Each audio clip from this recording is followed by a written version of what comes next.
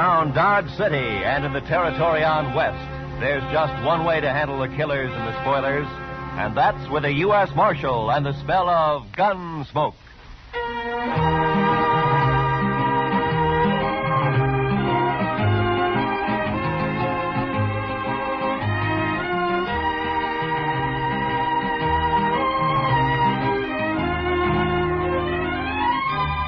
Gunsmoke, starring William Conrad. The story of the violence that moved west with young America. The story of a man who moved with it. Matt Dillon, United States Marshal.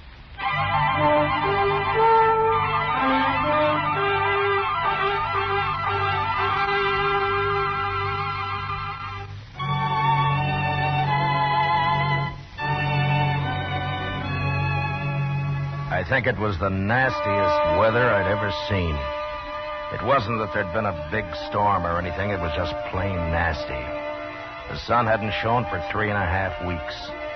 Nothing but huge banks of black clouds that filled the sky and never moved. And when it finally broke, it was a downpour of the coldest and dreariest rain you ever saw. For 2 days, Chester and I never went out of the office. We didn't need to. There was nothing going on in town. There wasn't a soul on the streets. Everybody just holed up. Chester and I kept the fire going on the stove and tried to keep as warm as we could.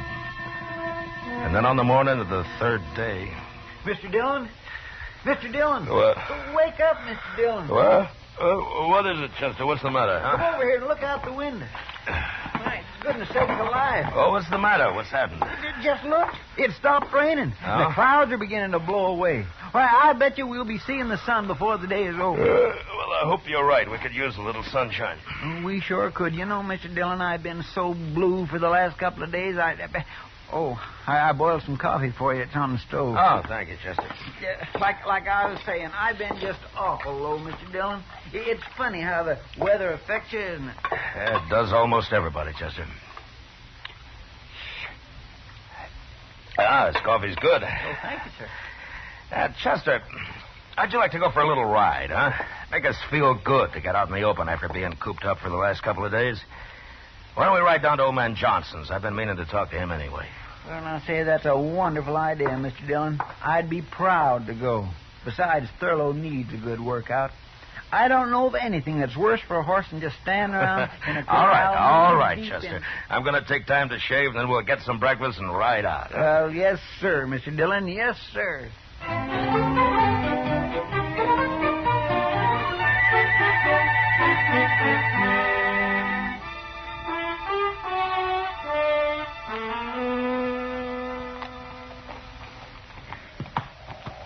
You were right, Mr. Dillon. Nothing like a ride in real brisk weather to make you feel fitter than a fiddle. I'd say it's a little more than brisk, Chester. It's downright cold. This wind doesn't help much. Well, we haven't got much farther to go. How far would you say we've come? Oh, about 15 miles. Oh, well, then we should be there pretty soon. There. Look at there, Mr. Dillon. What'd I tell you? What? There's a patch of sunlight just come through. Over there to the right, see? My, isn't that pretty?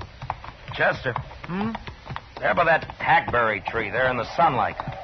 You see? What is that? Can you make it out? Where?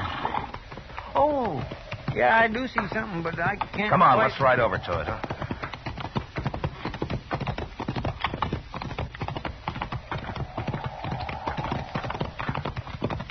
Why, Mr. Dillon, it looks like somebody all huddled up leaning against the tree. Why, it's an Indian. Yeah, a woman. Hey, pull up here. Oh. I don't think she's heard us. Hello there. Well, she didn't even look up, Mr. Dillon. Hello. Is something wrong? Oh, there sure must be. Here, let's walk up, Chester.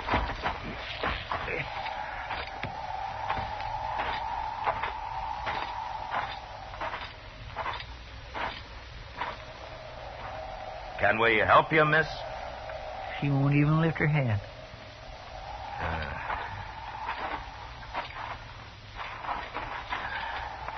Miss, what's wrong? She looks sort of befogged, don't she? Yeah. Miss, here, look at me. No, I'm not going to hurt you. Chester, she's burning up with fever. Well, what in the world is she doing way out here in the middle of nowhere anyway? Being out here in all this weather, she's probably caught her death in the morning. Yeah, you may be right, Chester. We're going to have to get her back to Dodge fast. She needs the doc real bad. Get the horses. We're going to have to hurry.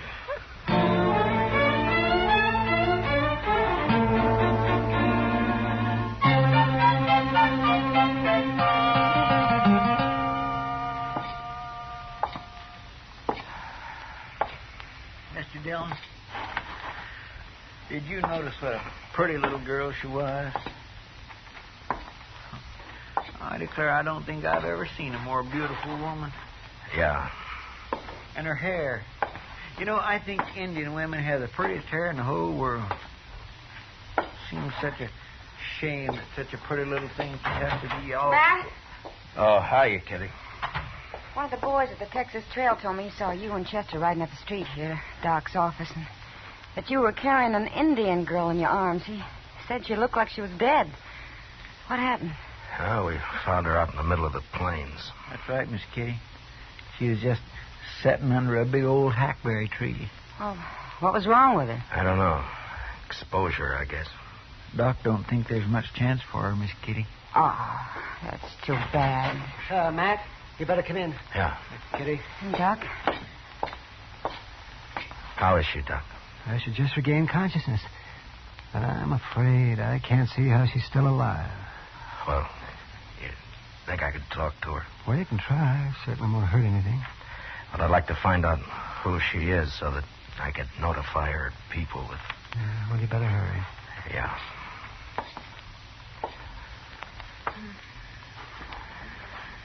Miss? Miss, can you hear me? Miss, listen to me. Go away. Please. Tell me who you are. Leave me alone. Won't you talk to me? Now, what's your name? I want to die. What happened? Why were you out on the plains all by yourself? Were you lost? I want to die. I want to die. Alone. Matt. Yeah, I know. Miss, please, won't you tell me who your people are? I want to die.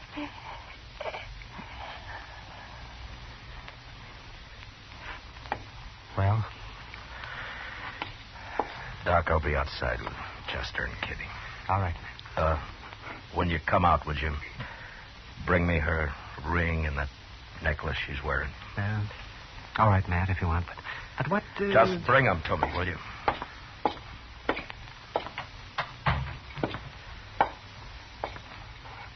Well, Matt? Yeah. Chester, we got a job on our hands. Yes, sir, Mr. Dillon? There's something wrong about this, and I'm going to find out what. What do you mean? She was wearing a gold wedding ring.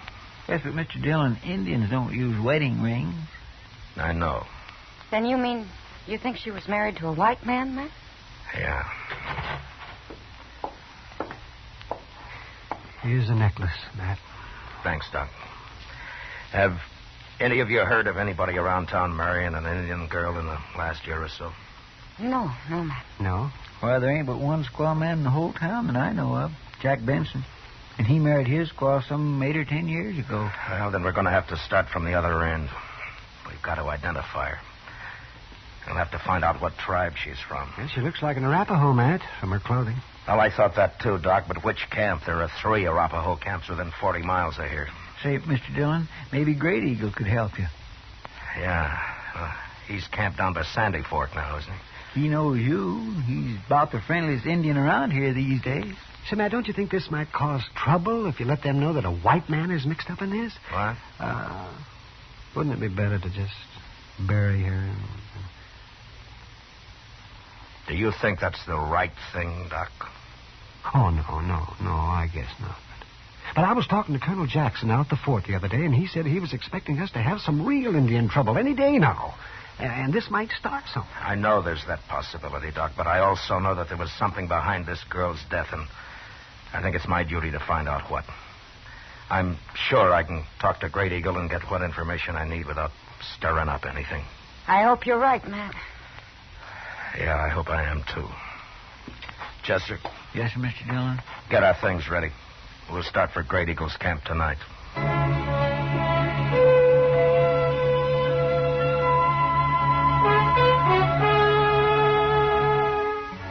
I figured it'd take us about 5 hours, and I was pretty close to right.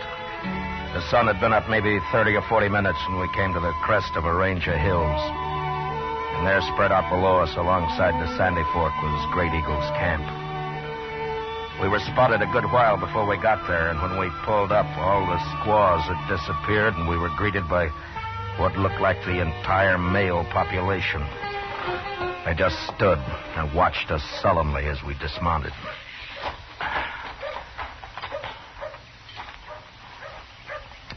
I don't think they're too happy to see us, Mr. Dillon.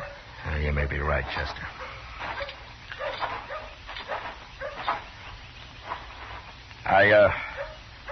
I've come to see your leader, Great Eagle. Tell him his friend Matt Dillon has ridden from Dodge City to see him. Maybe they don't understand. No, they understand all right. Please tell Great Eagle it's of importance that I see him. You are not wanted here. Great Eagle will not see you. Why don't you let Great Eagle decide that? Now tell him I wish to see him.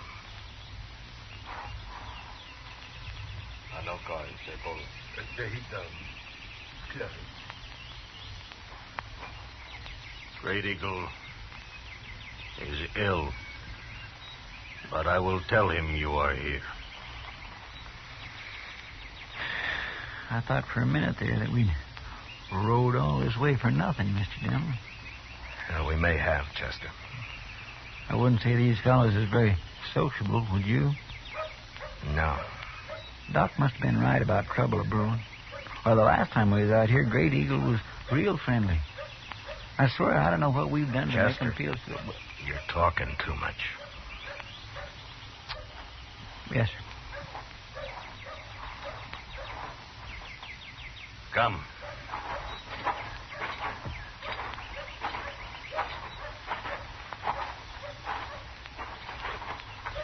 Here. Inside.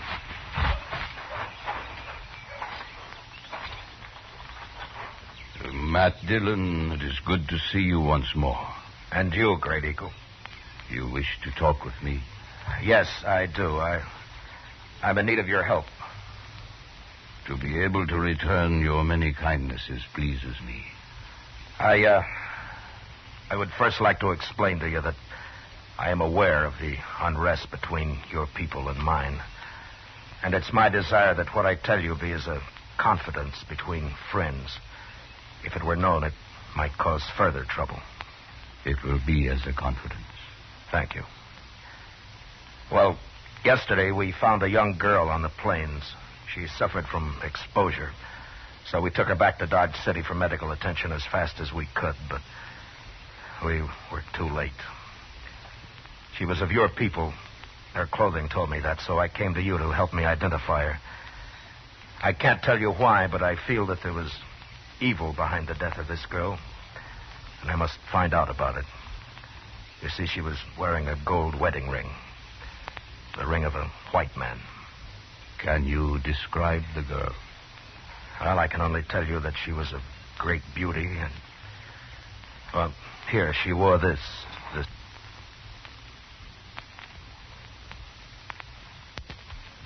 necklace. It's unusual in design. I thought it might help in identifying her. Yes, it helps. Then she was from this camp? You knew her? Yes, I knew her.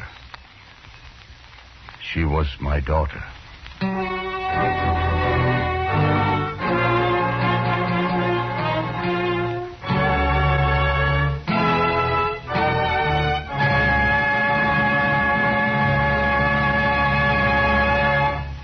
return to the second act of Gunsmoke in just a moment. But first, this Monday night, hear Virginia Mayo as a beauty who became one of the great skippers on the China Run.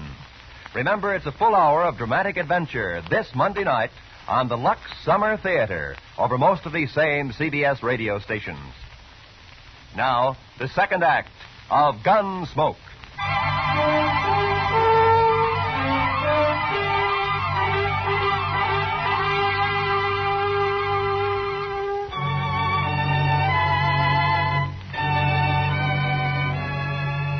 I looked at Great Eagle's face, and all of a sudden, Doc's warning came back to me. I saw Chester out of the corner of my eye. He looked exactly the way I felt, that hopeless feeling of not knowing what to do. I guess we must have stood for maybe a minute. Nothing was said. This man sitting before us, this man of great dignity, with his bronze face showing no emotion, just staring into nothing, holding the necklace in his huge hands. Great Eagle, we had no idea. Thank you. I understand. I'm sorry to have to ask this now, Great Eagle, but do you know what might have happened? I know nothing. Where is my daughter? She is at Dr. Adams' office in Dodge City. She will be buried here. I will come for her. You mean come into Dodge? I will be there before sundown of this day.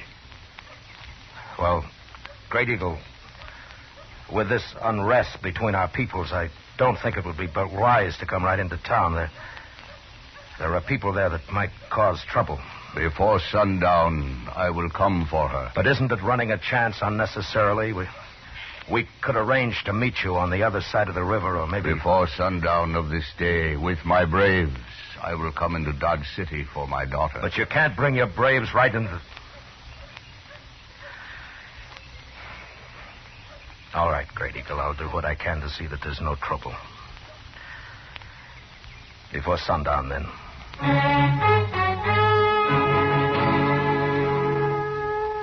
We rode hard to get back to Dodge.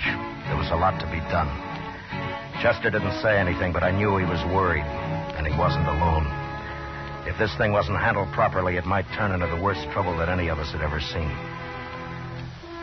We got back into Dodge just before noon, and I sent Chester off to spread the word about what was going to happen. I figured it was better for everybody to know about it as soon as possible. Then if trouble did start, maybe I could stop it before Great Eagle arrived. I went to the office, tried to finish some work. But I kept seeing the girl in front of me. Hearing her say, I want to die. I want to die.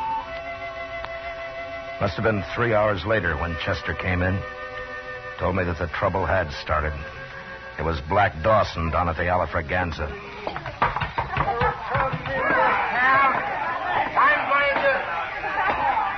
Wow! Wait a minute. If it isn't the big, brave U.S. Marshal himself. Look at him, boys. The man who's supposed to protect Dodge City. All right, Black. You've said enough.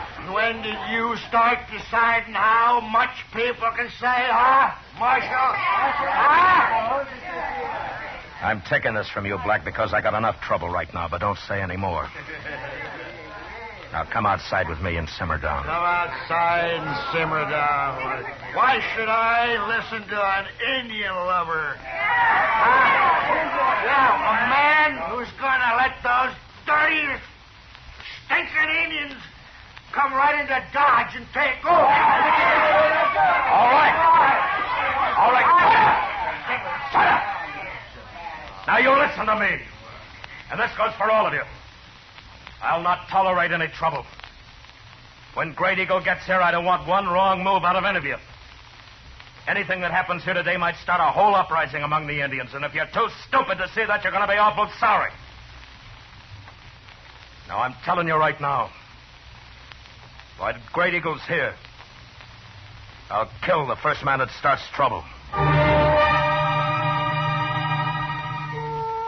An hour before sundown, the crowd started gathering along Front Street. They were talking and laughing and being loud. Too loud. They were nervous and trying not to show it, but they all wanted a front seat at the big show. They didn't want to miss anything. And then Black Dawson and his gang came out of the Alafraganza and stood leaning up against a hitching rail. Finally, Chester came down from Boot Hill where he'd been on lookout, and he told me that he'd spotted Great Eagle and his braves. They were coming. I looked around. Everybody started to turn quiet. They knew. I told Chester to keep an eye on Dawson, and I started down the street. I crossed the plaza. I walked to the river. Before the Indians started to cross the bridge, I stopped them.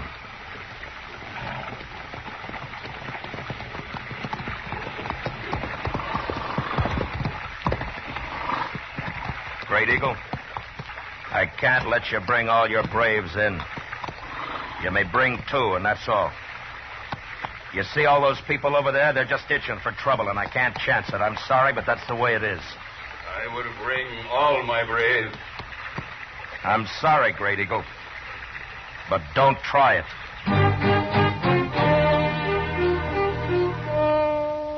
I turned and walked back into the plaza and stopped in front of Doc's office and stood, waiting. Great Eagle and his band didn't move. They just sat there on their horses, looking into the plaza. The crowd had stretched all along Front Street now, and they'd turned very quiet. Even Dawson and his gang were just standing glowering across at the bridge.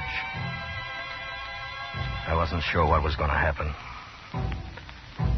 And I waited. Must have been 5 minutes before Great Eagle turned and said something to his men and started out, with 2 of his braves following. Nobody in the crowd along Front Street moved or said a word.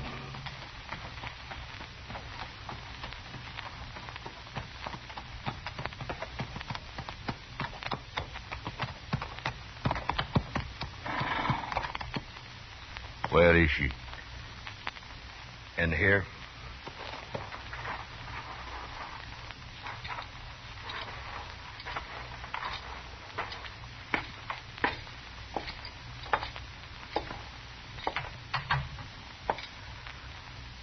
She's in there. I want to talk. Come in with me. All right.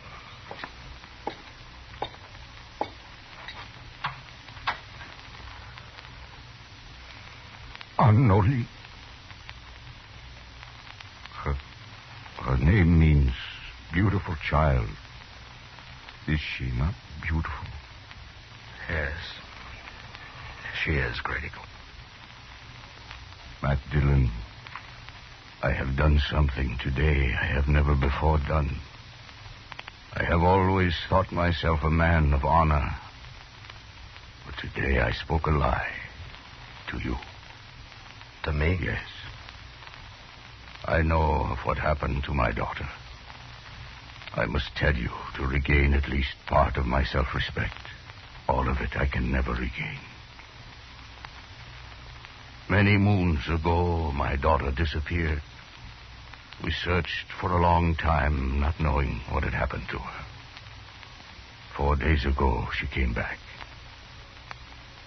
She told me of her marriage to a white man and how she was with child. Of how she had met this man on the prairie and had fallen in love with him.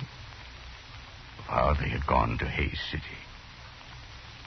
Of the great love they had for each other. And she told me of the slow change that came over him. When his fellow men began to laugh at him and with derision call him Squaw Man. And how the white man is ashamed of the Indian.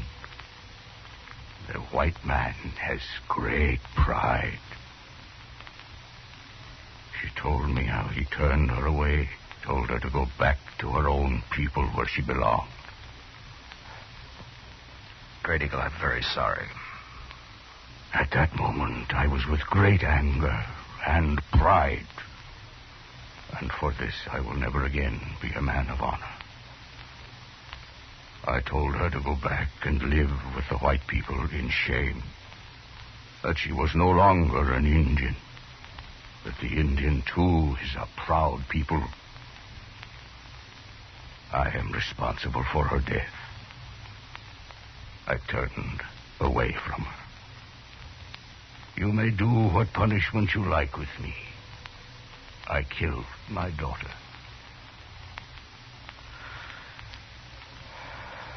No, Great Eagle, you didn't kill your daughter. She died because of pride. Yours and the white man's. As to your punishment, I think you're getting it right now.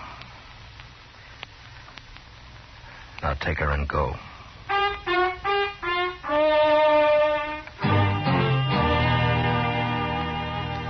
As Great Eagle reached the bridge, the rest of his braves turned and joined him and rode slowly off across the prairie, out of sight. And along Front Street, the crowd started to break up and head for the bars to get drunk and laugh and brag about how brave they'd have been if anything had happened. Chester and I stood for a long time, and the streets were almost empty. It was sundown. Mr. Dillon, I'd be right proud to buy you a drink. Chester, don't ever use the word proud in front of me again. Yes, sir. I'm sorry, Mr. Dillon. No, Chester, I'm sorry. Come on, I'll buy you a drink.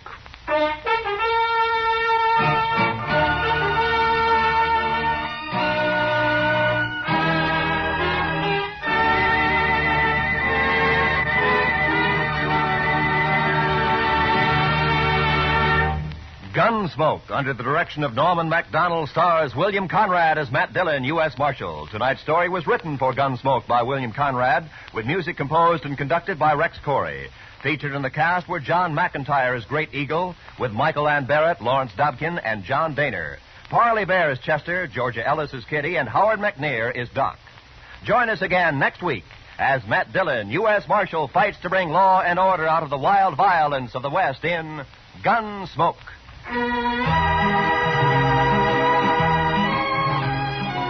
Premiere this Monday in the daytime on CBS Radio.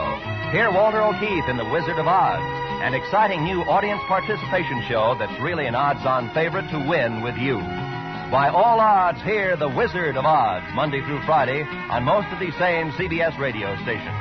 This is Roy Rowan speaking, and remember, the comedy treat that can't be beat is Jack Benny Time on the CBS Radio Network.